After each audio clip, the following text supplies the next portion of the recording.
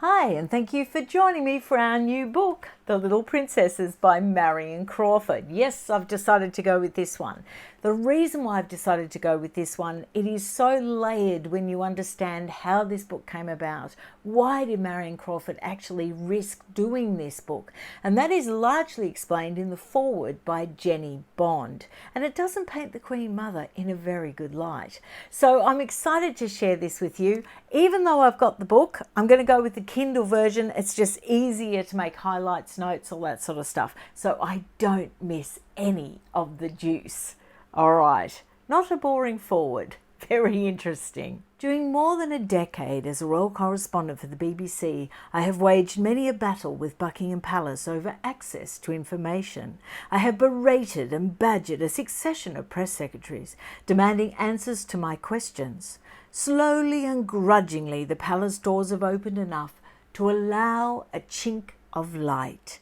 She then goes on to describe other staff, post Marion Crawford, that have actually written memoirs, unauthorised memoirs, like Mary Berry, the housekeeper's diary. She does mention Stephen Barry, but I really think that his memoir, particularly his first one, Royal Service, was authorised by the then Prince Charles. Not so sure about the second one, Royal Scandals.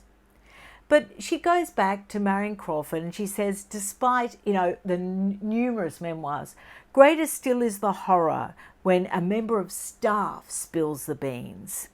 Then she mentions Patrick Jeffson's book as well, like I said, Wendy Berry. And she mentions this about Wendy Berry, which I didn't even know, that she was forced to flee to Canada, where she published a book that was described to me by someone in the household as the most accurate record of the final years of the Waleses' marriage. So there you have it. We were very justified reading that book together because the most accurate record of the final years of the Waleses' marriage. But the pioneer of the royal kiss and tell was undoubtedly Marion Crawford, governess and confidant of Lilibet. The Little Princesses is a charming, hopelessly romantic chronicle of Crawfie's life during 16 years at the very heart of the royal family. It's also a valuable piece of social history, detailing every aspect of Elizabeth and Margaret's childhood through the crucial years of the abdication and the war, as well as Lilibet's courtship and marriage. Two princesses behaved like normal, healthy little girls. And she goes on to say about the fact that, if they had a spat, they didn't hold back from actually whacking each other. But the publication of the book led Queen Elizabeth, later Queen Mother-to-be, to conclude that Crawfie had gone off her head. Cast adrift as if she'd committed treason, neither the Queen nor the two princesses ever spoke to her again. And when you hear how it all came about, you sort of do feel that that was very unjust, because really she was dropped in it. But anyway, I won't get ahead of myself. I will take you back to Marion Crawford's own childhood and how she actually became the governess of the then Princess Elizabeth and Princess Margaret.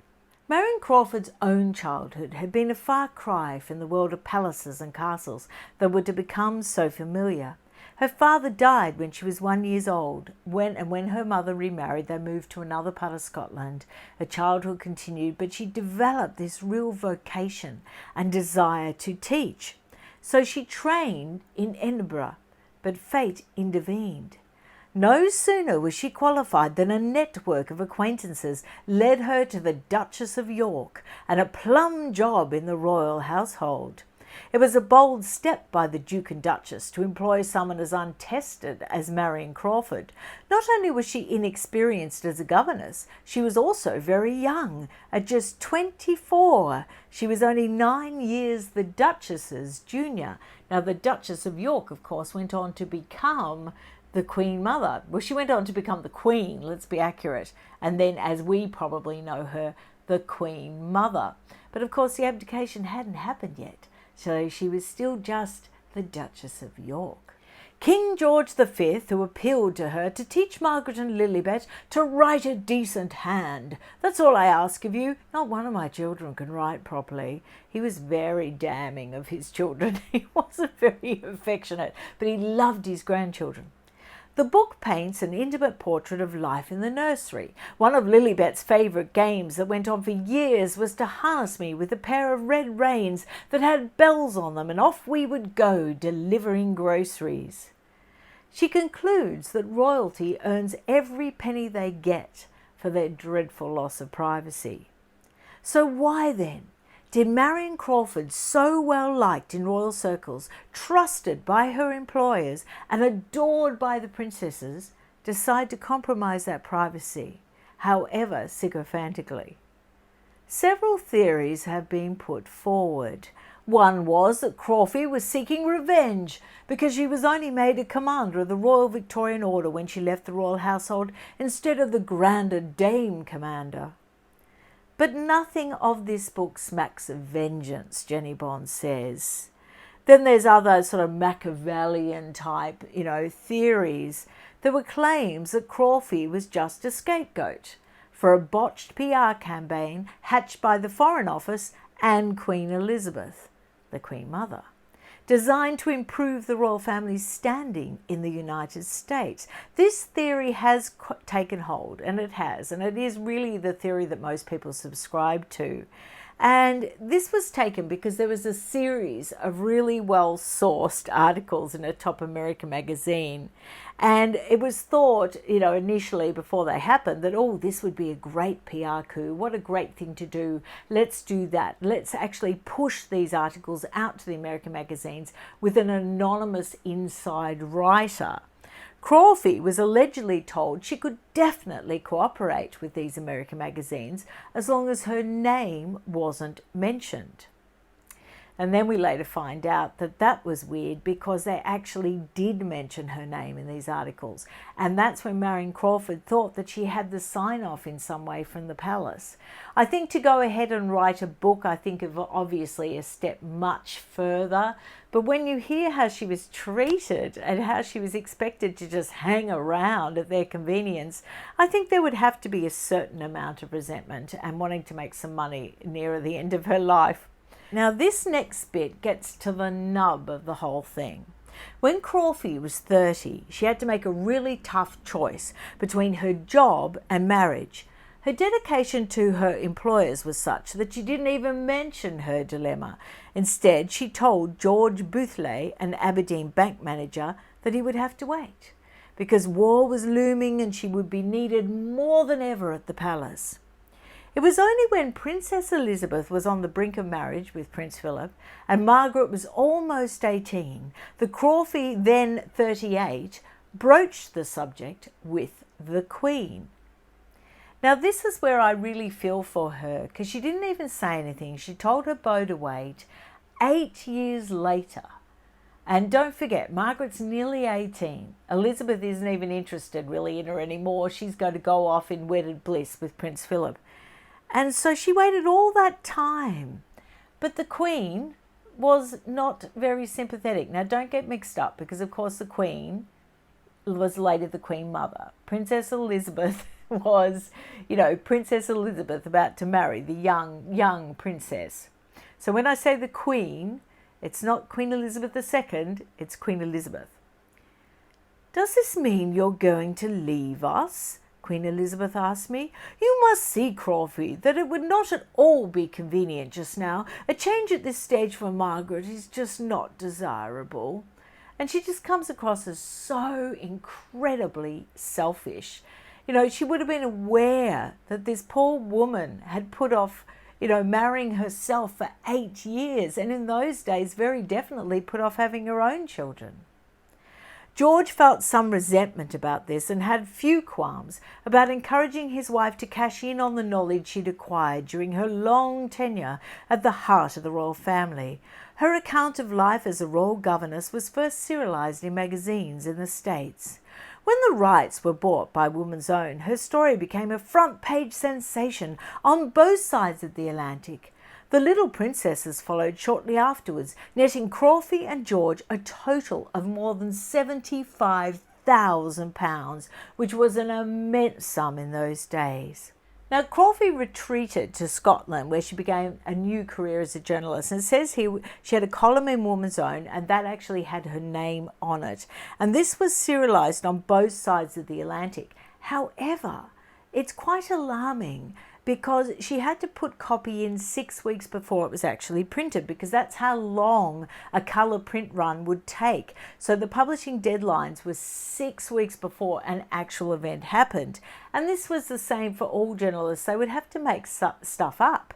So if they did an article reviewing Trooping the Colour, they would just be making it up because it would be 6 weeks away.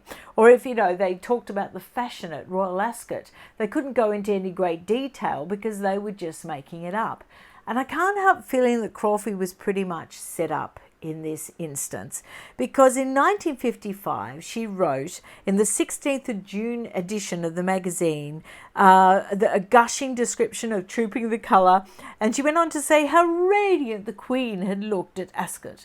Unfortunately for her, neither of these events actually took place because of the rail strike.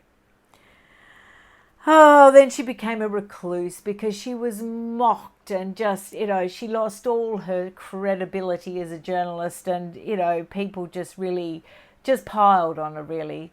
The 1955 equivalent of piling on someone. In 1977, her husband died and she became a recluse.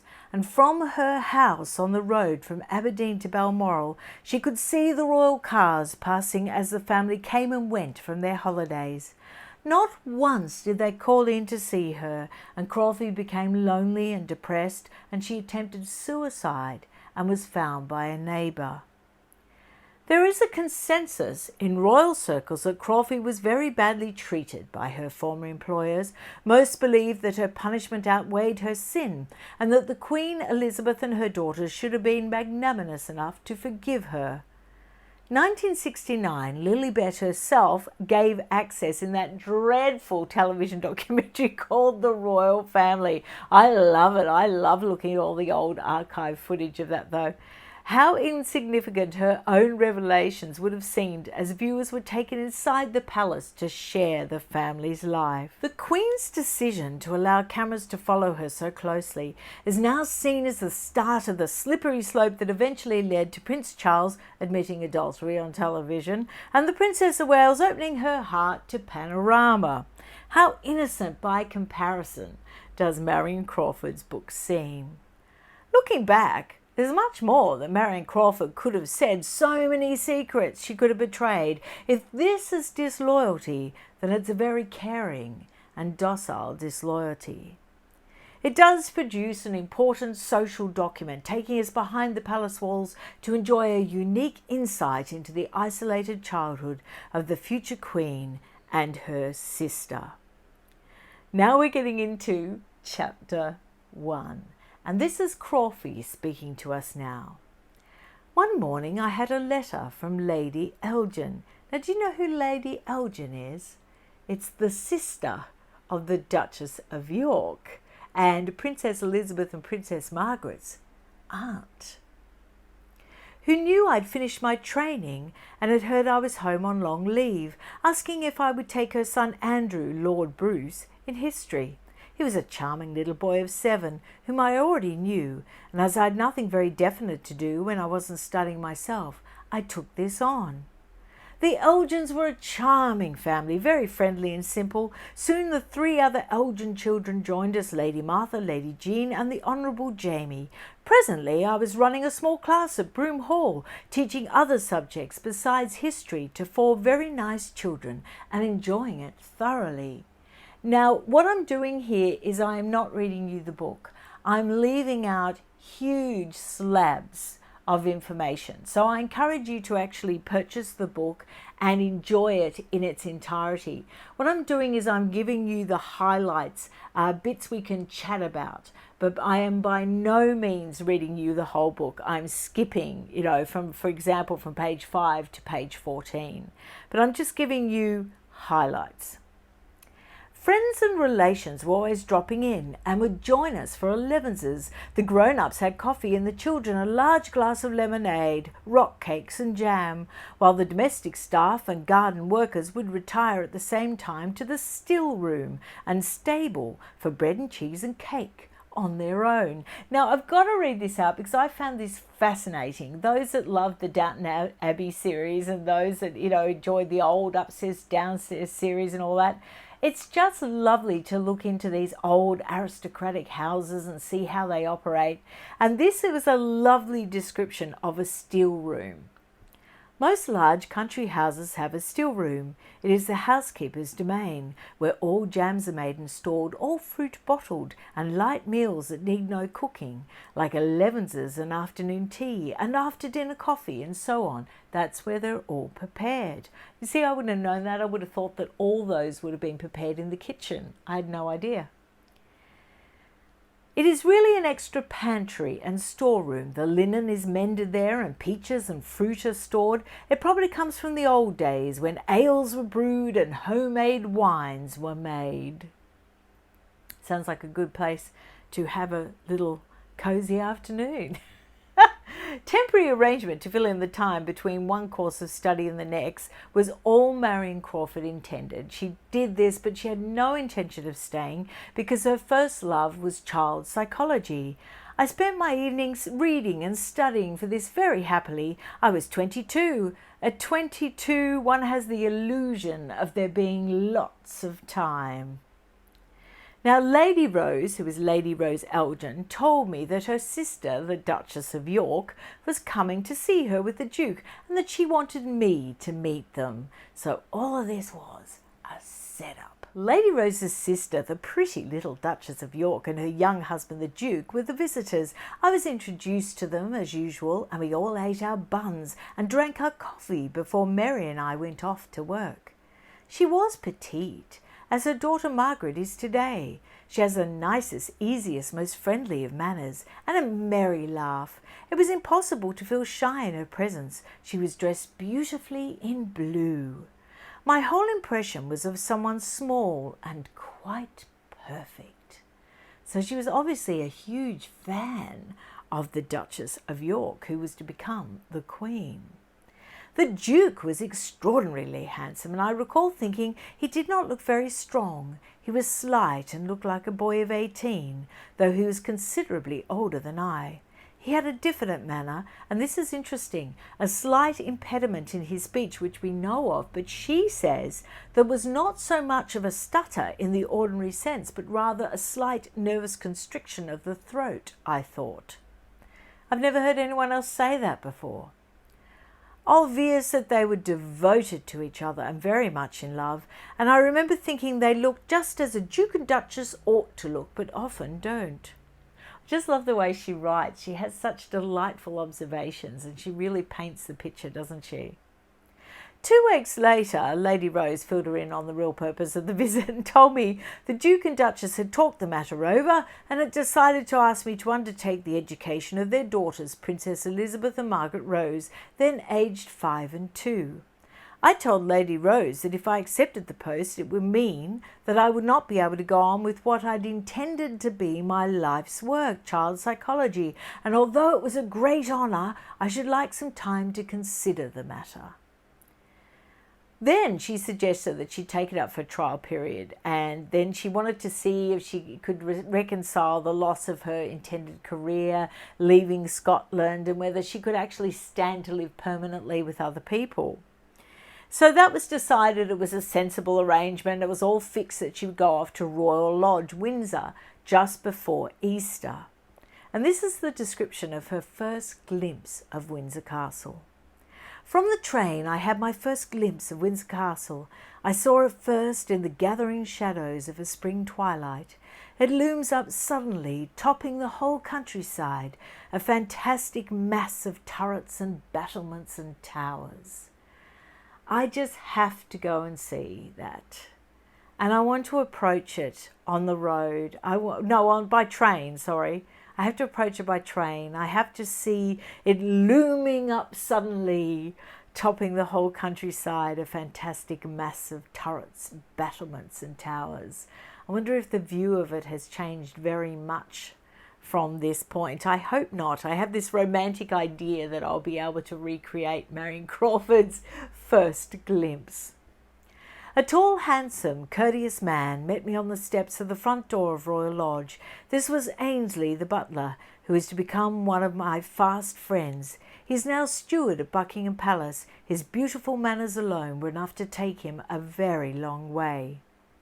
It almost sounds like she could have fallen in love with Ainsley, but she was, going to fall in love with George. This next section is really interesting and really moving because it's when she, met Princess Elizabeth for the very first time. The matron of a small boys' school once told me that on the first nights of school terms, most of her homesick little boys wept, not for mummy, but for their nanny. She was much more than a paid servant. She was their whole childhood. I can't fathom sending my boys away to boarding school at the age of 7. I just couldn't have done it. It's just devastating, the thought of it. This is Miss Crawford, said Ella in her stern way. Now, Ella, of course, was the nanny to Princess Elizabeth. The little girl said, "How do you do?" She then gave me a long, comprehensive look I'd seen once before and went on, "Why have you no hair?" I pulled off my hat to show her. "I've got enough to get on with," I said. "It's an eaten crop." She picked up her imaginary reins again, and I said, "Do you usually drive in bed?" What a great first conversation. I mean, you couldn't wish for a better governess, could you? What a fantastic first conversation.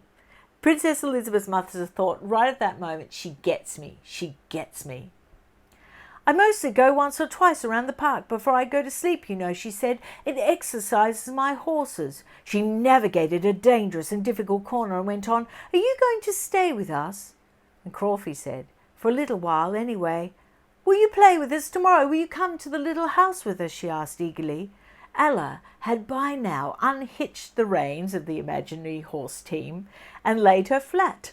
She allowed herself to be tucked away like a little doll. "Good night, see you tomorrow," she said to me. Royal Lodge was originally a shooting box built by George the Fourth. Just had to check my Roman numerals then. George the Fourth. Now this is interesting because, the Queen Mother or the then Queens, or the Duchess of York, had painted it all pink. It had been painted pink because the Queen had spent happy years of her childhood in a pink house and had kept up a great affection for it. Royal Lodge is quite the most up-to-date of all the royal establishments. It's plain and simple, and it might have been a country gentleman's home. And you could say now it's a failed prince's home, Prince Andrew's.